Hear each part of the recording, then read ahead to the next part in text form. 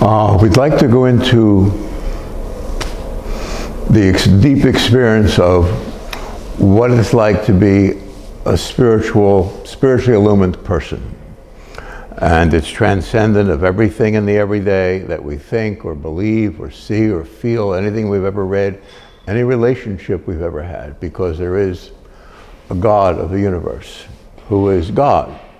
But you get there, you understand it through being completely contrite within yourself. The meaning of that is simple, that you don't take part in the everyday melange, the ordinary stuff of the everyday. You step back from everything. You're compassionate, you live in an ethereal place, you're kind, you're true, you're ardent about everything that's good, you're passionate when needs be, but there's a simple quiet within you that's beyond quiet. It's beyond knowing or experience. And that's the place where enlightenment begins. We don't relate to it. There's nothing to relate to in spirituality. The world never existed when you're illumined. It's on an endless, grand scale.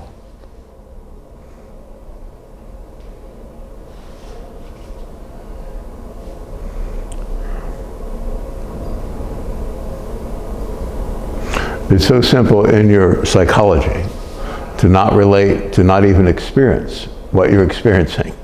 I know this makes sense to those of us who have spent a lifetime in the spiritual arts. If you're going to heal someone,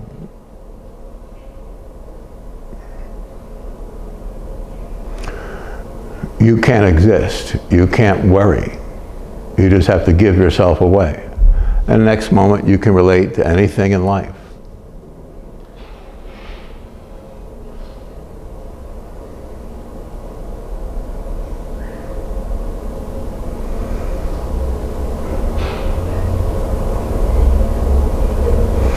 Today, to get to that place where the world doesn't exist and only your spiritual qualities exist, only your spiritual presence, we're going to begin using what the Tibetans call a time machine meditation.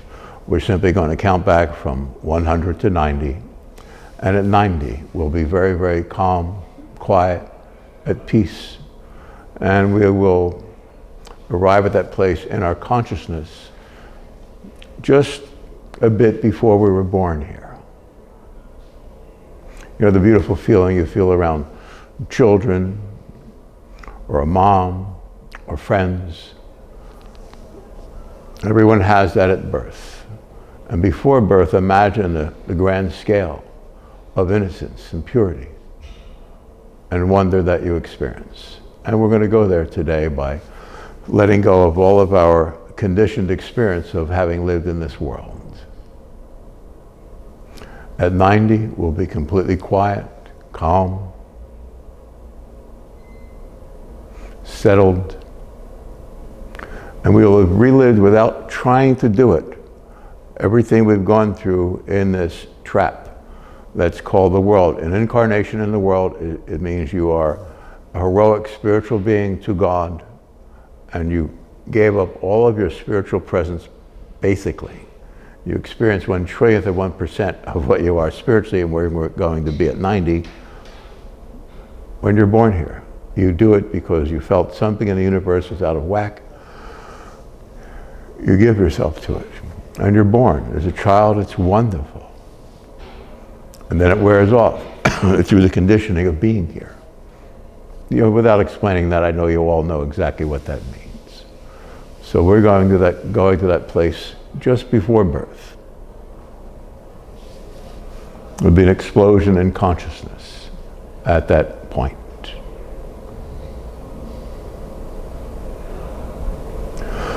Just the breathing, relax all your limbs, your joints, your musculature, and there'll be great peace at 90 as you relieve yourself of all the conditioning. Coming into the world means you were trapped.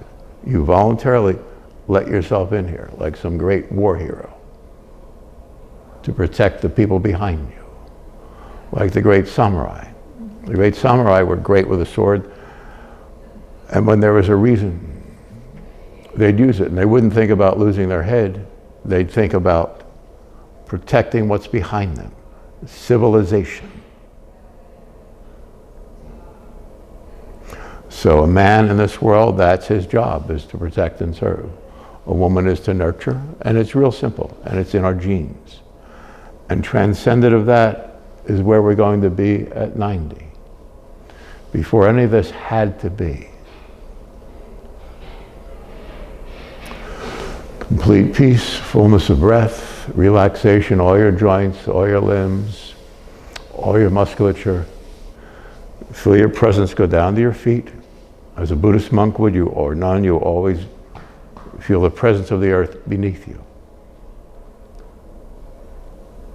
Sometimes you're in your heart if you're with a child. But through the day and evening hours, the monk, meaning the wise one, meaning you, always feels the presence of the earth. And then once you're there and you're stabilized in that, then you'll feel the presence of something else that supports the presence of the earth. And then something else and something else and something else. That's why I use the word contrite. You're humble. You keep dissolving in the deeper presences that are endlessly lighter than air, kinder than kindness, truer than true. Let's go there at 90. And we're going to experience a true miracle today. 100.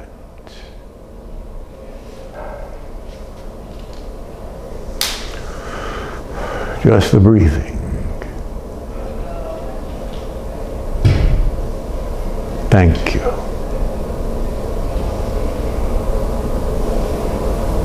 99.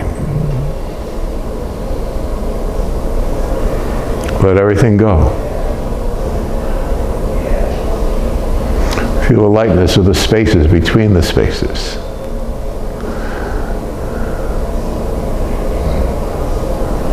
98.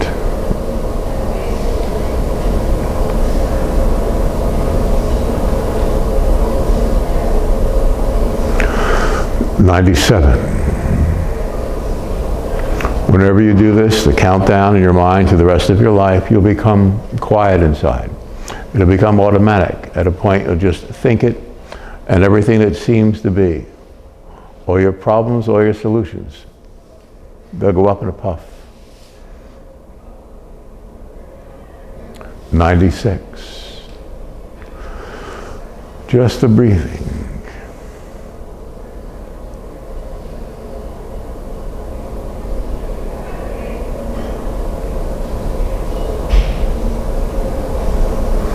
95.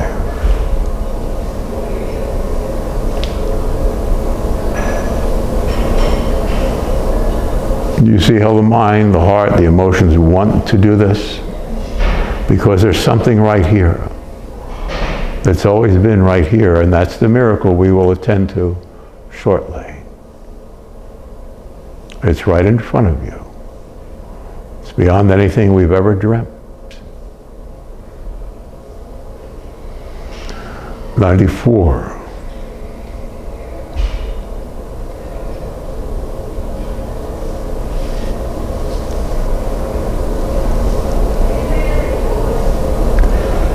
93. Just the breathing. All the partitions in our awareness, all the separations, all the transitions in our consciousness become lighter, more ethereal, and yet more grounded.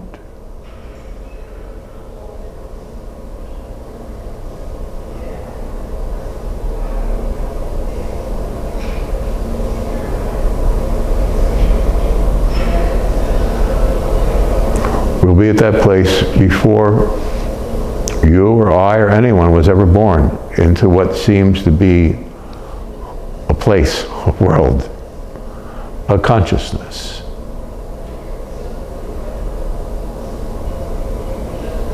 '93, 92. Just the breathing.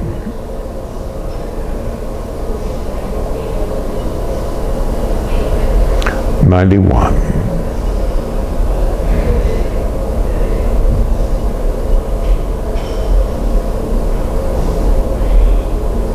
90.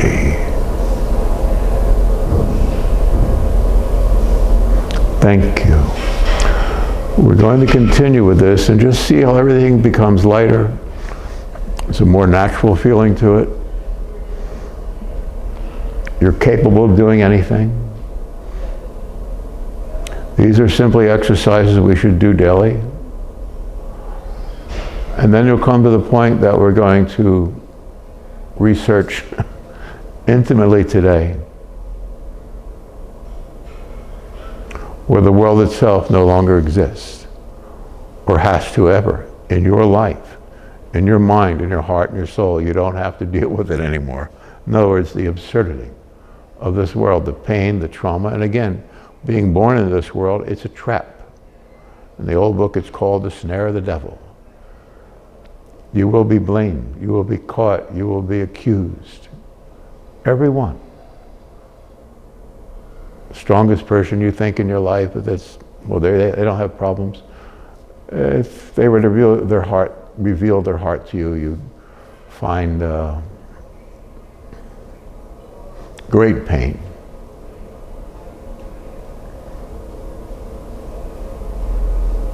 Thoreau said that all men lead lives of quiet desperation. And that could be that you don't regard, you don't care about certain things. You could be a sociopath. Many people in the world are sociopathic. It's about 1 in 20 people are complete sociopaths. But the whole world is a sociopath. No conscience. That's what the devil is. There's an element of that throughout our life, and we keep walking into it. It could be this person or that person, but it's something in the air. It's called Satan. The idiots, the control freaks. They are morons. You could say they're beneath contempt, but this is the way we step away from the whole world that seems to be.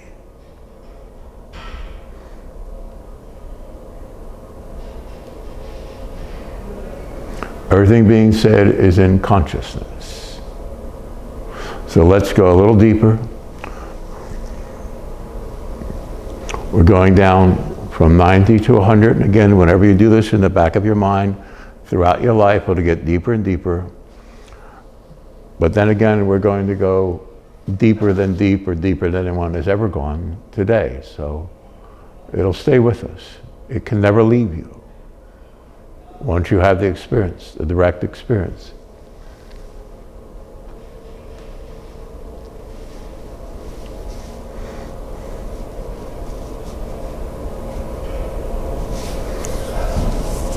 We'll have that at 80.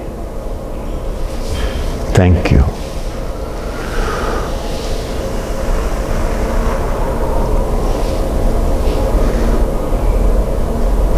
Anything in the way in your thought, you don't acknowledge it, like you're not even aware of it. Just, you don't have to believe in anything except this quiet, as sound as the ocean floor.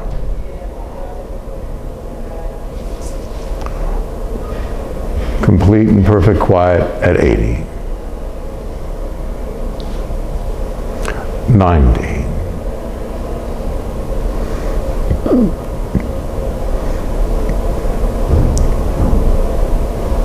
Just the breathing.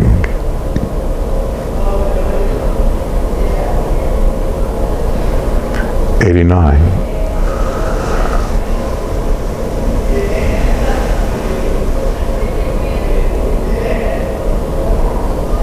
88. And feel everything through your compassionate heart, which is part of the eternal of you, being moved aside that's in the way. You know what's being said.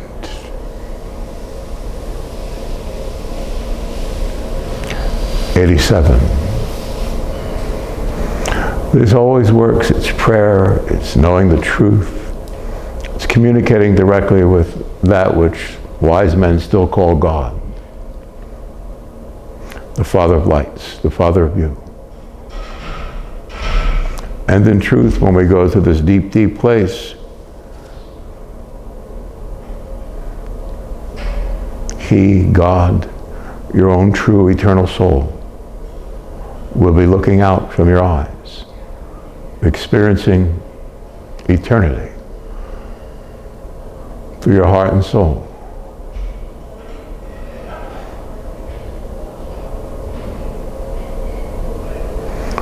When you touch this place called illumination, nirvana, it will never leave you. It is you. Before time or duration or succession of events or causality, anything. It's just a calm ocean breeze. It's just a happiness without thought or direction. It's eternity. And when your senses grasp this, you'll never have to be here again.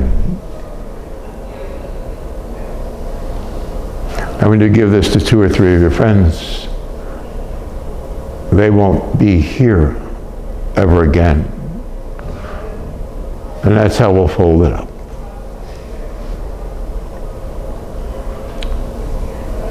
There's no work to it. There's no thought or emotion. Nothing harsh. Just see it. It's always here.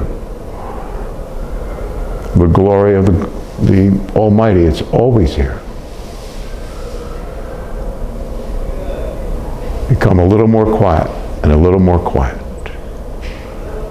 88, 87.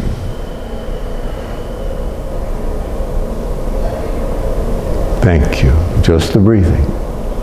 The simplicity of this is beyond imagination, isn't it? But this is all it's going to take to end the madness. And once you're here, this place, you can handle anything and everything that comes your way. You can heal the nations. You don't have to take part in the insanity. You do have to become quiet and look through it. When you look it in the eye, it will flee from you. 86, 85,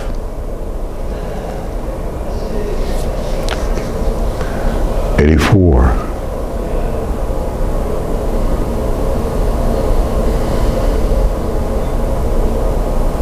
83,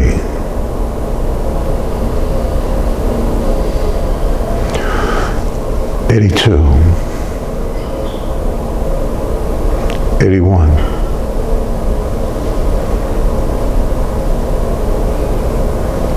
80, 80.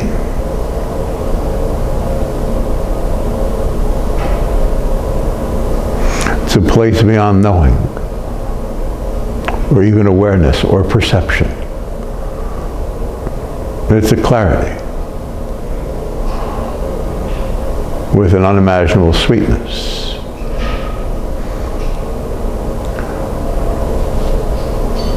And an almost unbearable intelligence that's more subtle than breath. It'll always be there. God will be your eyes, your ears, your body, and your soul.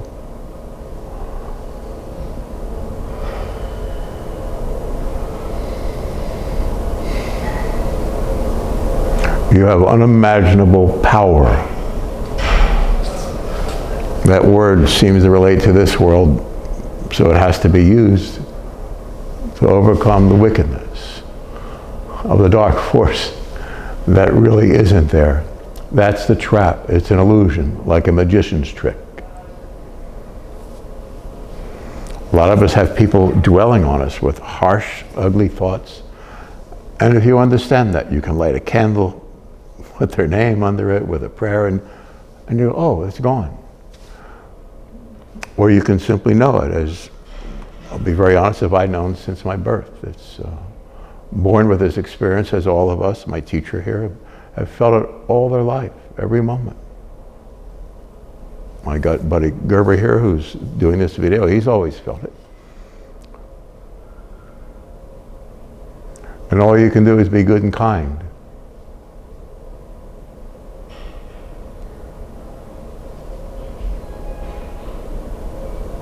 Without fear and trepidation.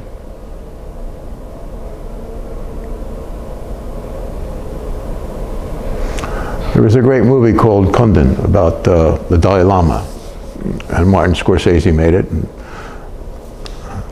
a Tibetan horseman brought the Dalai Lama to the border up in the Himalayas into India, and then they had to go back to protect their villages and so on. And he looked at them, and the artistry of it was so perfect that he saw them as there, wishing the Dalai Lama farewell, and Dalai Lama saw them as ghosts because he knew they would be killed. But if you're spiritual, you'd see with all the compassion, and beyond that was that he knew that all things are impermanent. That's what they teach you in meditation. The impermanence of perception itself is what we're talking about today, isn't it? And the fact that there is something that we'll call divine providence, God's will. That means it'll all be over. It won't be lifetimes after lifetimes. It'll mean that nothing that ever was that caused harm in any way can exist any longer. Again, it's like the Buddhists say, it's the end of suffering. We're going to do one more countdown, at which we're all going to perceive, because I'm saying it, and so when you give this to a friend, you'll say it, it's natural, it's in your heart. For God to speak through you to those you love and care for is very natural. And that will happen the rest of your life. You are the teacher. You're there at 70, and everything that was will pass away before our sight, our heart, and our soul.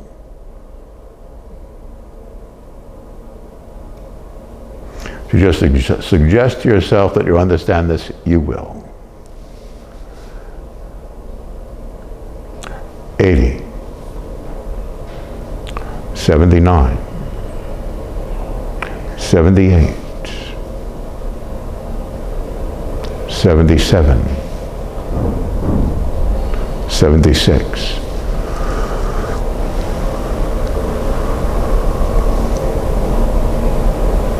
75,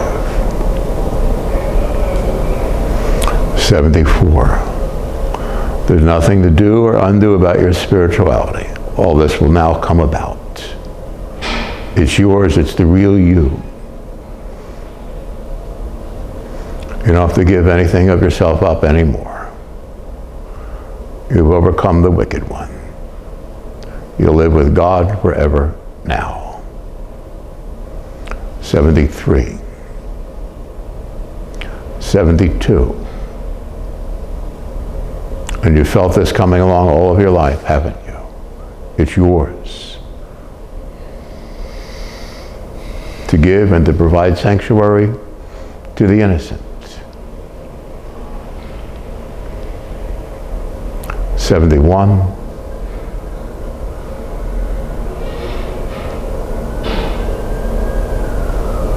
70.